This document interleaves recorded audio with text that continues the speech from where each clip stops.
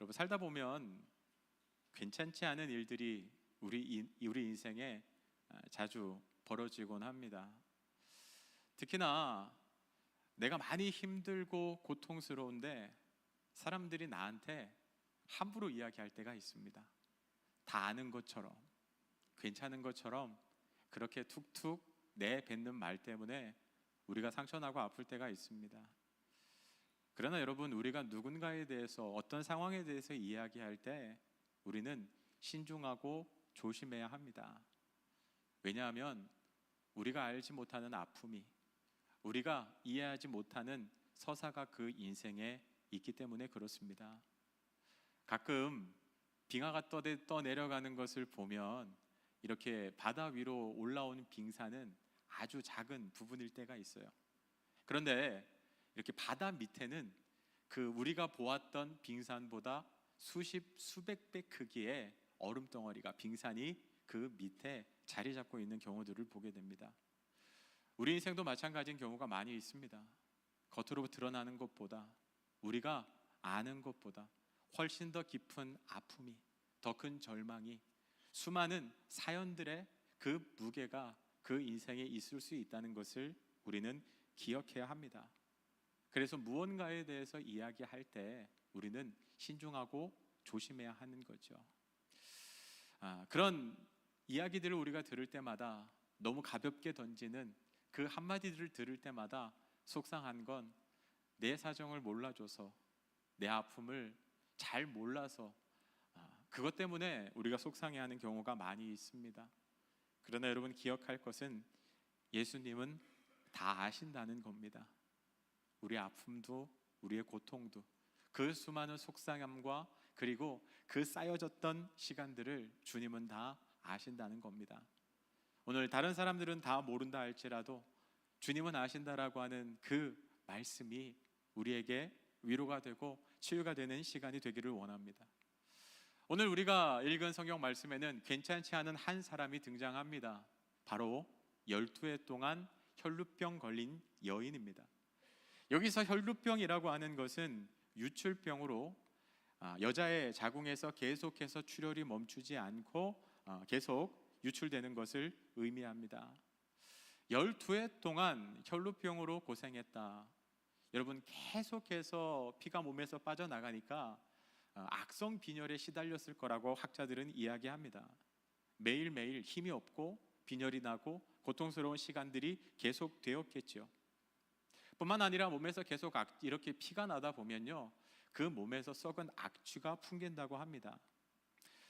이렇게 육체적으로 힘든 것, 냄새 나는 것도 고통스러웠겠지만 이 여인에게 더한 아픔, 더한 고통은 무엇이었냐 하면요, 당시 유대 사회에는 이 혈루병은 부정한 사람으로 간주되었다는 사실입니다. 여러분, 나병이 부정한 병이라 해서 사람들로부터 격리되고 추방되었다는 것을 여러분 아실 겁니다. 그 나병 다음으로 부정하다 여겨졌던 병이 바로 혈루병이었습니다. 혈루병에 걸리는 순간 더 이상 가족들과 친구들과 함께 살아갈 수 없습니다. 격리되어야 합니다. 그들로부터 떨어져서, 그들로부터 버림받아서 외롭게 그렇게 살아가야 합니다. 이 여인은 무려 12년 동안 사랑하는 사람들로부터 버려져서 외롭게 고통스럽게 살아가야 했던 것입니다. 그렇다고 그녀가 아무것도 하지 않았던 것은 아닙니다. 자신의 병을 고치기 위해서 할 수 있는 모든 노력은 다 해보았습니다. 오늘 우리가 읽었던 마가복음 5장 26절에 보면 그녀가 많은 의사를 찾아갔으나, 그러나 26절 보면 많은 의사에게 많은 괴로움을 받았고 가진 것도 다 허비하였으되 아무 효험이 없고 도리어 더 중하였던 자에. 실력 있다는 의사는 다 찾아가 보고 좋다는 것은 다 모고 보았습니다. 자기에게 있는 모든 것을 다 투자해서 자기의 병을 고치려고 애썼지만 아무것도 소용이 없었다는 겁니다.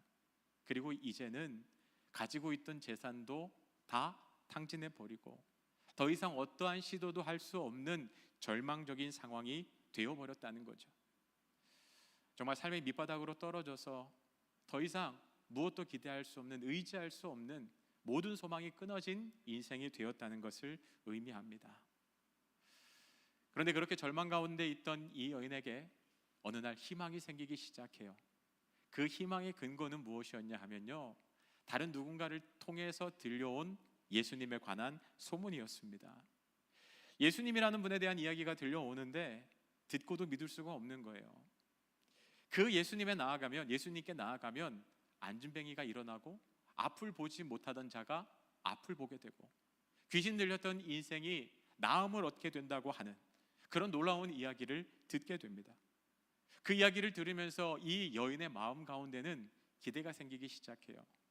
나도 예수님을 만나면 내 이 병도 치유될 수 있지 않을까? 성경 말씀에 보면 그녀에게 대해서 이렇게 기록합니다. 마가복음 5장 27절부터 28절 같이 한번 읽어보겠습니다. 시작. 예수의 소문을 듣고 이는 내가 그의 옷에만 손을 대어도 구원을 받으리라 생각함일러라. 예수의 소문을 듣고라고 27절에서 이야기하고 있죠. 여러분, 예수의 소문을 듣고 그리고 28절에 보면요, 이는 내가 그의 옷에만 손을 대어도 구원을 받으리라 생각함일러라. 예수님에 대한 이야기를 들었을 때 그녀에게 어떤 믿음이 생겼다고요? 내가 예수님의 옷에만 손을 대어도 내 병이 낫겠다라고 생각했다는 거예요. 근데 여기서 여러분, 생각함일러라, 이 동사가 원어로 보면 엘레게라고 하는 단어가 사용되었는데 반복적인 행위를 나타내는 동사입니다. 한번 생각하고 말았다는 게 아니에요. 계속 생각하는 겁니다. 생각하고 또 생각하는 겁니다. 내가 예수님의 옷에만 손을 대어도 내 병이 나을 것이다. 여러분, 그 기대는 그녀에게 믿음으로 바뀌었습니다. 그리고 그녀로 하여금 예수님께 나아가게 하죠. 여러분, 그러나 예수님께 나아가는 것이 쉽지는 않았습니다. 예수님이 자신의 동네에 온다는 이야기를 들었지만 여러분, 예수님 주변에는 늘 예수님을 보기 위해서, 말씀을 듣기 위해서, 그분의 기적을 경험하기 위해서 몰려든 수많은 사람들이 있었습니다. 여러분, 혈루병은 부정한 병이라고 말씀을 드렸잖아요. 그래서 이 부정한 여인은 사람들 옆에 가면 안 됩니다. 왜냐하면 이 부정한 여인에게 닿기만 해도 그 부정이 옮긴다고 믿었기 때문에 그래요. 그래서 만일 이 여인이 사람들 사이로 갈 때는 부정한 여인이 갑니다라고 소리쳐야 했습니다. 그래서 사람들이 피할 수 있도록. 그런데 만일 자기의 정체를 이야기하지 않고 사람들에게 갔다가 만일 누군가가 그 부정이 전염되기라도 한다면요, 그 자리에서 그녀는 돌에 맞아 죽어도 전혀 이상하지 않은, 여러분, 그러한 처지였습니다. 그런 여인이 예수님을 만나러 간다?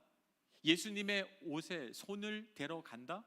그것은 너무나도 위험한 것이었고 목숨을 건 도전이 아니면 용기가 없으면 할 수 없는 일이었죠.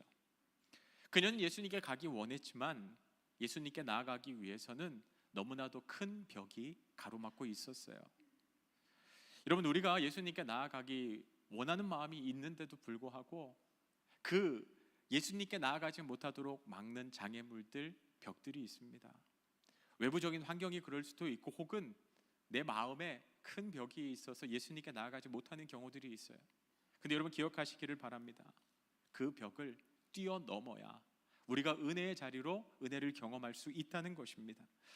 마지막 강의로 유명한 랜디 포시 교수가 죽기 전에 이제 췌장암으로 인해서 시한부 선고를 받고 그가 학생들과 자기 아들들에게 그 마지막 강의를 남겼는데 거기에 보면 이런 말이 나옵니다. 아들아, 너의 인생을 살 때 어떠한 벽에 부딪히게 될 때 그 벽은 너를 막기 위한 것이 아니야. 그 벽은 그것을 간절히 원하지 않는 다른 사람들을 막아주기 위한 것이다. 너를 그곳에 들어가게 하기 위해서. 여러분, 이 여인은 포기하지 않습니다. 내 인생, 내 병이 나을 수 있는, 내 인생이 변할 수 있는 그 기회를 붙잡기 위해서 자신을 가로막고 있는 그 장애물들을, 그 벽을 넘어서 필사적으로 예수님께 나아갑니다. 얼마나 두려웠을까요? 얼마나 조심스러웠을까요? 한 걸음 한 걸음 예수님께 나아가기 위해서 최선을 다해 혼신의 힘을 다해 조심조심하며 예수님께 나아갔을 거예요. 그녀는 예수님의 앞에 당당히 서지도 못합니다. 사람들이 자기를 알아볼까 조심조심 그렇게 예수님의 뒤로 가서 예수님의 옷자락에 손을 댑니다. 그때 어떤 일이 일어납니까? 성경 말씀 29절에 보면 이렇게 기록하고 있습니다. 이에 그의 혈루 근원이 곧 마름에 병이 나은 줄을 몸에 깨달으니라. 혈루 근원이 말랐대요. 단순히 증상이 좋아지는 정도가 아니라 그 근본적인 원인이 제거되었다는 겁니다. 12년 동안 그녀를 괴롭히던 그 병에서부터 자유해져서 온전한 치유를 경험한 것이죠. 여러분, 이 말씀을 보면서 우리는 기억해야 할 것이 있습니다. 그 자리에 이 여인 말고도 수많은 사람들이 예수님 주변에 곁에 있었습니다. 사람들이 많다 보니까 많은 사람들이 예수님의 옷에 손을 대었을 거예요. 그런데 그 자리에서 나음을, 치유를 경험한 사람은 이 여인 하나뿐이었다는 거예요. 왜 그렇습니까? 간절함의 차이고 믿음의 있고 없고의 차이겠죠. 의미 없는 터치가 아니라 믿음으로 내어 뻗는 그 간절한 손짓이 하나님의 능력이 그녀에게 흘러 들어오게 했고 그녀가 나음을 경험하는 이유가 되더라는 것이에요. 여러분, 큰 발전소가 있어도요, 만일 전기를 가득 가지고 있는 전기 에너지를 가진 물체가 있어도 만일 전기가 통하지 않는 돌멩이라던가 나무를 거기에다 갖다 대면 전기는 흘러가지 않습니다. 그 전기가 흘러가기 위해서는요, 금이라던가 굴이라던가 전선 같은 거를 갖다 대야 그 전기가 흘러 들어올 수 있어요. 하나님의 은혜, 하나님의 능력, 하나님의 치유의 역사가 아무리 가득하다 할지라도 우리가 만일 그 은혜가 흘러 들어가는 통로가 되지 못한다면요, 우리가 예수님께 가까이 가도 그 은혜를 경험할 수 없다는 거예요. 12의 혈루병 걸린 여인을 통해서 우리가 배워야 하는 것은 우리가 주님 앞에 나아갈 때, 예배 자리에 나올 때 그 간절함이 회복되어야 하고 하나님의 능력에 대한, 역사에 대한 기대가 있어야 되고 하나님의 일하실 것에 대한 믿음이 있어야 하나님의 은혜가 우리의 삶에 흘러들어올 수 있다는 거예요.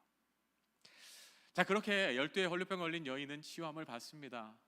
그리고 이제 그 여인은 집에 돌아가고 모든 것이 회복되면 그냥 아주 깔끔할 것 같아요. 그런데 오늘 예수님께서는요, 그 자리에서 다소 이해할 수 없는 말씀을 하십니다. 30절 말씀인데 예수님께서 이렇게 이야기하세요. 예수께서 그 능력이 자기에게서 나간 줄을 곧 스스로 아시고 무리 가운데 돌이켜 말씀하시되 누가 내 옷에 손을 대었느냐 하시니. 예수님이 갑자기 누가 내 옷에 손을 댔다는 겁니다.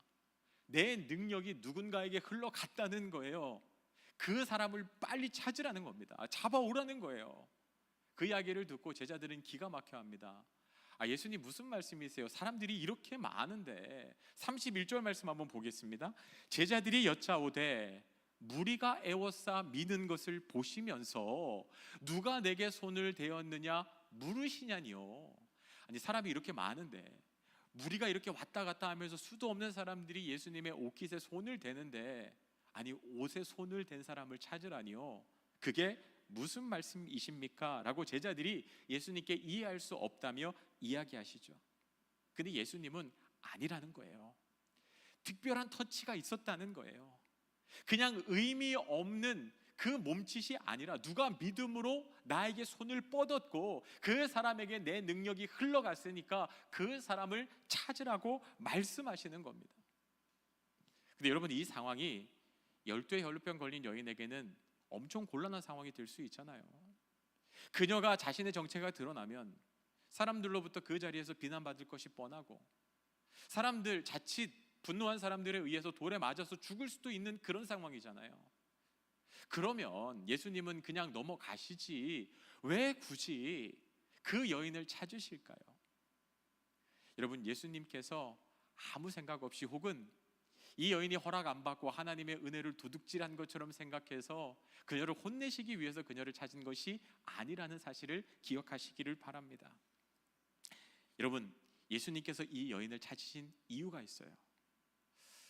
예수님께서 이 여인을 찾으신 이유요, 제가 거기에 대한 답을 하기 전에 이런 질문 한번 드려볼게요. 이 여인이 만일 자기의 병이 낫고 그리고 나서 집으로 돌아갔다면 어떤 일이 벌어지고 있을까요? 어떤 일이 벌어지게 될까요? 이 병이 나았다는 것을 먼저 유대인들은 제사장에게 찾아가서 확인을 받아야 했습니다. 그래서 완치 판정을 받으면 이제 가족들에게 돌아갈 수 있고 고향으로 돌아갈 수 있는 거예요. 그런데 여러분, 가족들에게 돌아가서 내가 병이 나았습니다라고 한다고 사람들이 다 믿어줄까요? 12년이에요. 네가 나았다고? 아마 사람들은, 가족들은 처음에는 의심했을 거예요. 하지만 제사장이 나았다고 하는 그 증표를 보여주고 온 몸을 보여주면서 시간이 지나면서 그 사람들에게 확신을 얻을 수 있겠죠. 믿음을 받을 수는 있겠죠. 하지만 가족들은 그렇다 쳐도요, 이웃들은요, 친구들은요, 여러분, 그 사람들이 쉽게 믿어줄까요? 12년 동안 떨어져 있었는데. 여러분, 문둥병 같은 경우는 나으면 몸을 바로 확인시켜 줄 수 있어요. 그러나 혈루병은 그렇지 않아요. 내가 나았다는 것을 증명하기가 쉽지 않다는 거라고요. 이 여인은 자기가 나았음에도 불구하고 계속해서 설명해야 되고 계속해서 증명해야 됩니다. 여러분, 그게 쉽지 않은 과정이에요. 그 과정에서 사람들이 여전히 의심하고 여전히 상처 주고, 그로 인하여서 이 여인은 또 아픔의 시간을 겪었어야 할지 몰라요. 얼마 전 신문에서 에이즈 환자 인터뷰 기사를 본 적이 있는데, 저도 어릴 때 에이즈 걸리면 무조건 죽는다, 그리고 에이즈 걸린 사람 옆에 가면 그 병이 오염된다, 혹시 뭐 침이라도 튀거나 혹은 그 사람이 쓰던 물건을 만지면 바로 에이즈가 걸린다, 그래서 저는 에이즈에 대한 두려움이 있었어요. 그런데 그 기사를 읽는데 그건 잘못된 생각이라는 거예요. 일상생활에서 에이즈 환자와 함께 지낸다고 해서 그 에이즈가 전염될 확률은 거의 제로에 불과하다는 거예요. 그런데 사람들이 그 마음 가운데 두려움이 있기 때문에 에이즈 걸린 사람이 다가오면 어떻게 해요? 큰일 난 것처럼, 이 사람 때문에 나도 에이즈에 걸려서 나도 당장 죽을 것처럼 그렇게 두려워한다는 거예요. 그래서 에이즈에 걸린 환자들이 그 병도 문제지만 사람들의 시선 때문에, 사람들의 태도 때문에 더 많은 상처와 아픔을 가지고 살아가고 있다는 거예요. 여러분, 혈루병 걸린 여인도 마찬가지 아니었을까요? 여러분, 부정한 존재예요. 사람들이 가까이 오려고 하지 않아요. 그런데 그 사람들한테 다가가서 내가 나았다는 것을 증명해야 돼요. 여러분, 그게 어떻게 쉬운 과정이었겠습니까? 아마 이 여인은 자기가 나았다는 것을 증명하기 위해서 지난 12년 동안 받았던 상처보다 더 큰 상처를 받아야 할지도 몰라요. 정치범으로 20년 동안 감옥에 있었던 어떤 분이 자신의 책에서 이런 이야기를 하더라고요. 감옥에서 20년 있다 보니까 수많은 그 재소자들을 만날 거 아닙니까? 그런데 그 중에서도 정말 성실하고 정말 착한 사람이 한 명 있었대요. 이 사람이 어떤 죄를 지었는지는 모르지만 이제 1년 동안 감옥에 있다가 출소를 하게 되는데 자기 마음에 그런 생각이 들더래요. 야, 이 사람은 밖에 나가면 이제 잘 살겠다, 이렇게 성실하고 이렇게 착한데 다시는 이 감옥에 들어오지 않겠다 얘기를 했는데, 옆에 있는 그 자기보다 감옥에 오래 있던 고참이 그런 이야기를 하더래요. 아니, 쟤는 나가자마자 얼마 안 돼서 다시 들어올 거야 라고 이야기를 하더래요. 그래서 아니, 저렇게 성실하고 착한데 아니, 무슨 말을 그렇게 하냐고, 그럼 내기하자 그러더래요. 그래서 내기를 했답니다. 근데 진짜로 1년도 되지 않아서 다시 감옥에 들어오더래요. 그래서 그 고참 죄수에게 물어봤답니다.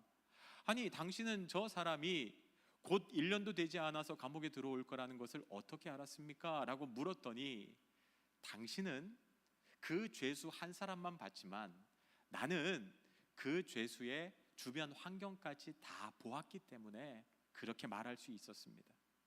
그 사람이 착하고 성실한 건 맞지만 그 사람 주변의 가족과 상황이 너무 안 좋기 때문에, 너무 절망적이기 때문에 밖에 나아가도 다시 죄를 짓고 돌아올 거라고 그렇게 제가 이야기를 할 수밖에 없었던 겁니다. 여러분, 여인의 환경과 처지는 우리가 생각했던 것보다 훨씬 더 어려운 상황이었어요. 그 이미 상처받고 아픈 몸으로 혼자서 이겨내기에는, 여러분, 예수님이 이 여인을 그냥 보내지 않고 다시 찾으신 이유, 다시 부르신 이유가 여기에 있습니다. 예수님께서 단순히 그녀의 병을 낫게 해주신 것이 아니라 예수님께서는 또 해야 할 일이 있었습니다. 바로 8장 47절에 보면 예수님께서 여인에게 이렇게 하십니다. 47절입니다. 여자가 스스로 숨기지 못할 줄 알고 떨며 나와 엎드리어 그 손댄 이유와 곧 나은 것을 모든 사람에게 말하니. 예수님이 찾으라고 막 난리를 치니까 이 여인이 어떻게든 숨어 있으려고, 어떻게든 빨리 사라지려고 하다가 도무지 방법이 없는 거예요. 안 되겠다. 그래서 접니다 하고 나아가요. 제가 예수님의 옷에 손을 대었습니다. 그런데 그냥 그 한마디로는 부족했겠죠. 그래서 이 여인은 자기가 누구인지 이야기합니다. 저는 12의 혈루병 걸린 여인입니다. 그로 인해서 가족들로부터 버림받고 12년 외롭고 힘든 시간 보냈습니다. 병을 낫기 위해서 의원도 찾아가 보고 좋다는 것은 다 해봤지만 아무 소용도 없었고, 결국 가지고 있는 재산 다 써버리고 아무것도 할 수 없는 절망적인 순간에 예수님에 관한 이야기를 들었습니다. 근데 예수님에 관한 이야기를 들을 때마다 제 마음 가운데 예수님의 옷깃에 손만 대어도 내 병이 나을 거라고 하는 믿음이 생겼습니다. 그래서 제가 사람들 앞에 나오면 안 되는 부정한 사람인데도 불구하고 오늘 용기를 내어서 나왔습니다. 저도 예수님 앞에 멋지게 나아가서 기도받고 그렇게 치유받고 싶었지만 제 상황이 이러다 보니까 제가 알 수 있는 건 아무도 모르게 예수님 뒤편으로 가서 옷깃에 손을 대는 것뿐이었습니다. 그런데 그 옷에 손을 대는 순간 제 병이 다 나았습니다. 혈루 근원이 말랐고요. 이제 저는 온전한 치유를 받았음을 제가 압니다. 자기의 이야기를 쭉 하기 시작하는 거예요. 여러분, 근데 그 자리에 예수님을 보기 위해서 수백 수천 명이 와 있었어요. 예수님이 도대체 누구냐고, 내 옷에 손을 댄 사람이 누구냐고 예수님이 외쳤을 때부터 사람들은 조용히 그게 누군지 관심을 가지고 지켜보고 있었어요. 근데 그 여인이 나와서 이야기를 시작하자 그 여인의 이야기에 다들 귀를 기울이기 시작합니다. 여러분, 12해 동안 혼자 외롭게 힘들게 살아야 했던 여인 누구도 그녀의 이야기에 귀를 기울여 주지 않았어요. 부정한 여인인데 누가 그 옆에 가려고 했겠습니까? 그런데 이제 사람들이 그녀의 이야기에 귀를 기울입니다. 그녀의 아팠던 시간을 같이 공감해주고 함께 눈물 흘리고 그리고 그녀의 이야기를 들으면서 함께 기뻐하기 시작합니다. 여러분, 그런 이야기가 있더라고요. 때로 누군가가 나의 이야기에 귀를 기울여주는 것만으로도 치유가 된다. 홀로 외롭게 살아가며 누구도 내 이야기에 귀를 기울여주지 않았는데 사람들이 그 여인의 이야기에 귀를 기울여주고 예수님께서는 그 순간 그녀를 그 자리에 주인공이 되게 하십니다. 아프게 외롭게 힘들게 살아왔었는데 그녀의 영혼이 치유를 받았겠죠. 여러분, 그뿐만이 아닙니다. 이제 그녀는 자기에 대해서 설명하지 않아도 돼요. 내가 예수님 때문에 나았습니다라고 증명하지 않아도 돼요. 왜냐하면 지금 그녀의 이야기를 그 자리에 있던 동네 사람들이 다 들었기 때문에요. 그 자리에 있던 수백 수천 명의 사람들이 이제 그녀에 대해서 이야기하기 시작할 겁니다. 그 어느 집에 누구 그 사람이 예수님의 옷깃에 손을 대어서 병이 나았대. 12년 동안 아프던 그 인생이 이제는 깨끗함을 나았대. 깨끗함을 받았대.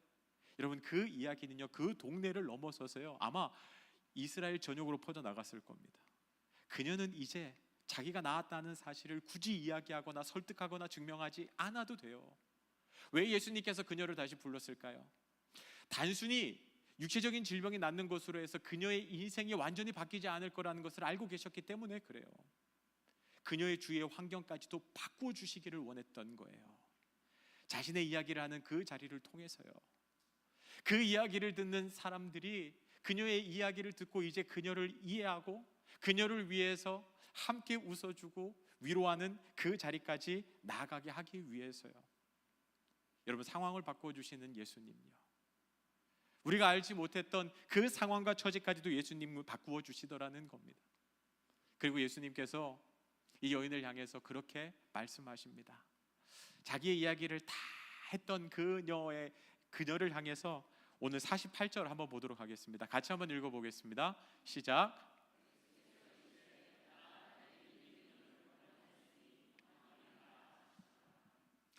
여러분, 저는 여기에서 예수님이 그녀를 향해서 하셨던 이 말씀이요, 너무 은혜가 되고 너무 감사하더라고요.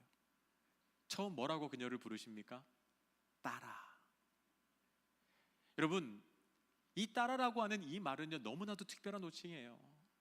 그냥 여인아, 12의 혈루병 걸린 여인아, 내 옷에 손을 댄 여인아, 이렇게 부르실 수 있었어요. 그러나 예수님께서 딸이라고 불러주세요. 성경에서 예수님께서 누구를 향하여서 딸이라고 부르십니까? 여러분, 딸이라고 부르는 순간 사람들은요, 그녀에 대해서 다시 한번 쳐다봤을 거예요. 도대체 그녀가 누구이길래 예수님께서 저 여인을 향해서 딸이라고 불러주시는가? 여러분, 딸이라고 하는 것은 그 누구보다도 친밀하다는 뜻이잖아요. 예수님이 이 여인을 딸이라고 부를 만큼 사랑하시고 친밀한 관계를 갖고 계시고 내가 너를 안다라고 그렇게 말씀하시는 거 아니에요. 사람들의 시선이 바뀌었을 겁니다.